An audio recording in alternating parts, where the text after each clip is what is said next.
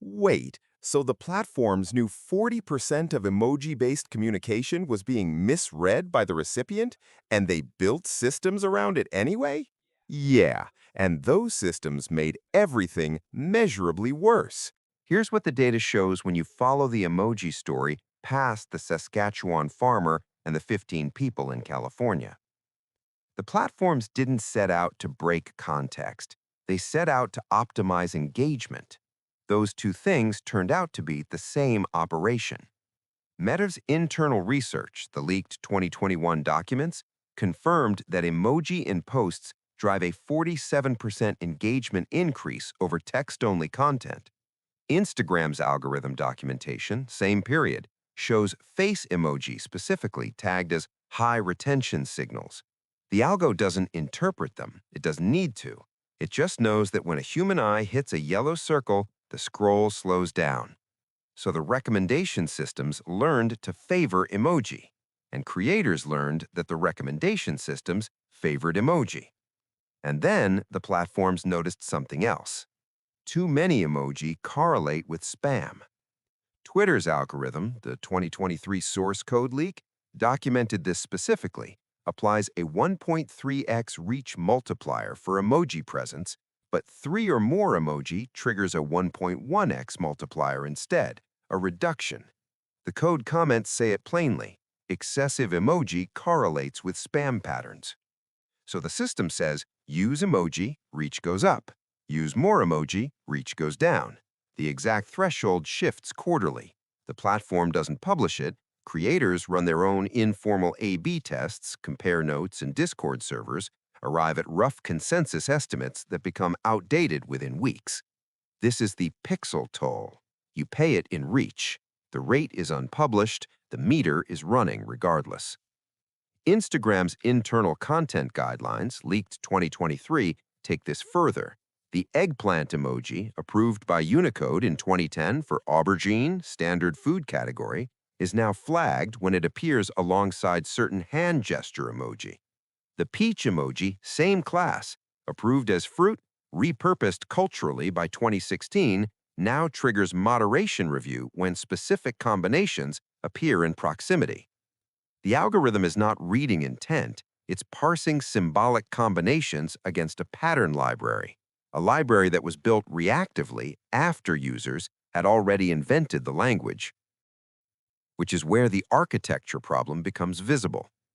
Karita designed 176 emoji to compress bandwidth. The Unicode consortium expanded that to 3,782. The platforms then built moderation layers on top of an inherently ambiguous symbol set using machine learning trained on behavioral patterns, not semantic meaning. The output of that system, the laughing crying emoji, Unicode U+1602, is algorithmically deprioritized on Instagram, not banned, just unfavored. The leaked internal guidelines describe it as an outdated emotional marker. The algorithm is making generational cultural judgments, and it's making them in the background, without disclosure, affecting reach in ways most creators never trace back to a single Unicode character. The Gen Z semantic inversion, documented by Vice in 2023, where skull means funny and laughing crying means out of touch, that shift happened in organic user behavior over roughly 3 years. The Instagram algorithm caught up to it by deprioritizing one emoji. It did not, as of any available documentation, promote the replacement. So, old funny marker, algorithmic penalty, new funny marker, no corresponding boost.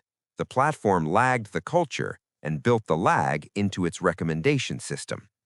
Context in platform economics is not a design goal, it's a byproduct when it appears at all. The platform's optimized for stopping the scroll, not for preserving what the scroll stopper meant. And the legal layer hasn't kept pace with any of this. The Saskatchewan ruling, Justice Keene's March 2023 decision that a thumbs-up emoji constitutes contractual acceptance, that precedent exists in a system where the thumbs-up emoji renders differently across platforms, operating system versions, and device generations. The South Florida Law Review's 2024 documentation of 3 cases where emoji interpretation changed based on which device was submitted as evidence. That's not a legal edge case. That's a systematic problem with a communication layer that was never designed to carry legal weight. The Michigan knife emoji case, State v. Tabao, 2022. The defendant's device rendered a kitchen knife. The victim's device rendered a dagger. The court admitted both versions as evidence. The jury evaluated both. Harassment intent became a question of rendering environment. Nobody in that courtroom was arguing about Unicode standards. They were arguing about whether someone meant to threaten someone else. But the technical fact that the same character produces different objects on different devices, that fact sat underneath the entire proceeding, undiscussed. The Cross-Platform Emoji Variation Study, Journal of Visual Languages and Computing, 2023, cataloged 127 instances where the same emoji conveys opposite meaning due to rendering differences. The pistol is the clearest case. Water gun on iOS since 2016. Realistic revolver on Samsung devices until 2018. Same Unicode value, different object. Anyone on an older device or certain Android builds still sees the revolver. A text message sent today might display a water gun to the sender and a gun to the recipient. The semantic content of the communication changes based on operating system version. The platforms are right now running machine learning models to decide how to show you a smiley face. Apple's iOS 17 technical documentation describes it: neural network processing for context-adjusted emoji rendering, size normalization, color temperature adjustment, regional preference modification. The emoji you send is processed through multiple computational layers before it reaches the screen. Then it's processed through the recipient's layers. Then it's processed through whatever cultural, generational semantic layer and platform-specific moderation flag applies. Karita's 12 by 12 pixel grid, his temporary patch, is now legally binding, algorithmically gated, semantically unstable, rendered inconsistently across every platform it touches, and expanding by approximately 80 new entries per year. The pixel toll was always going to exist.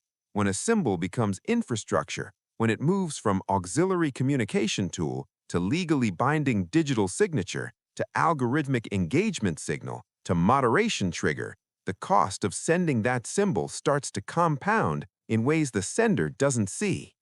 The farmer sent a thumbs up. He didn't know he was signing a contract. He didn't know which rendering his counterpart saw. He didn't know the algo had opinions about his emoji choices. He didn't know that 15 people in California were meeting quarterly to decide whether his emotional vocabulary could expand. Most people sending emoji right now don't know any of that either. The documentation on which specific emoji correlate with algorithmic suppression, which combinations trigger moderation flags, and which symbols currently carry legal precedent in which jurisdictions, that's cataloged at hotinsocialmedia.com. More articles like this one, platform mechanics documented as they develop. No hype, just the numbers.